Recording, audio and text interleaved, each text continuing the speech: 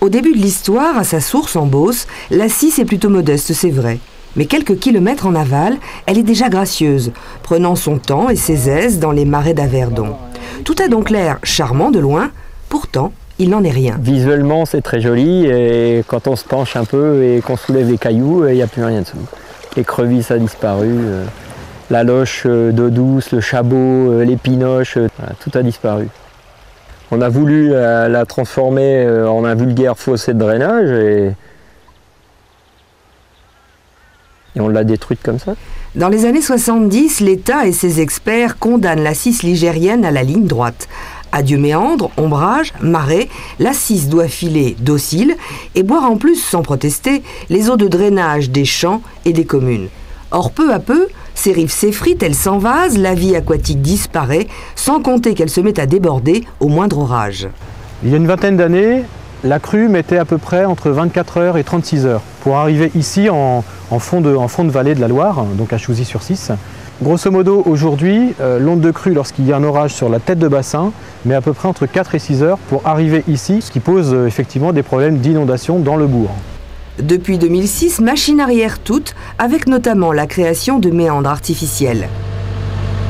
À partir du moment où on commence à mettre les boudins coco, on a une accélération du courant qui se fait au niveau du chenal principal, avec un creusement, un recreusement, et ça, les poissons adorent ça. Autre priorité, replanter des arbres pour stabiliser les berges ou empierrer ici et là de façon à créer des variations de courant, idéales pour oxygéner l'eau et favoriser l'autocurage de la rivière. Et les marais, allez-vous me dire, ces marais d'Averdon ou de Mouille-Soupe qui avaient presque disparu, étouffés sous la végétation et qui ne remplissaient plus leur rôle de filtre ou d'éponge. Comment les réhabiliter? L'idée, c'est lui qui l'a eue dès 2004.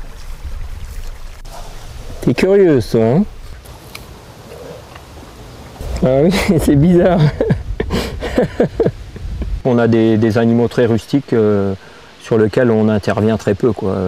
Le minimum obligatoire, quoi. Et bon, nos seules interventions vont être de façon homéopathique. On ne veut pas polluer ces milieux-là avec des molécules chimiques, quoi. Ces vaches écossaises, plutôt légères, donc bien adaptées au sol spongieux, contribuent en pâturant au maintien de la biodiversité. D'ailleurs, un inventaire a permis d'identifier une cinquantaine d'oiseaux différents sur le marais et une centaine de plantes, dont une espèce qui n'avait pas été observée depuis un siècle, la grande douve, une sorte de bouton d'or très haut qui, je vous l'accorde, ne ressemble plus à grand-chose à ce moment de l'année. Alors c'est une espèce qui est une hélophyte, hein, un petit peu comme le roseau, comme l'iris, comme d'autres espèces. Donc je dirais qu'elle joue un rôle un peu de filtreur, hein, des éléments nutritifs du sol.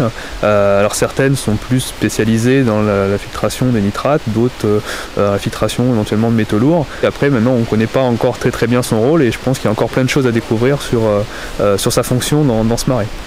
Outre la restauration de la Cisse, ce contrat de bassin a réussi à fédérer 59 villages, 5200 riverains. Pas loin de penser que ce sont bien sûr les petits ruisseaux qui font les grandes rivières. C'est un affluent de la Loire et participe à la vie de la Loire quelque part. Tout ça, c'est un ensemble. Donc si on a une rivière en mauvais état qui jette dans une rivière qui est, elle, en meilleur état, elle sera malade aussi un jour ou l'autre.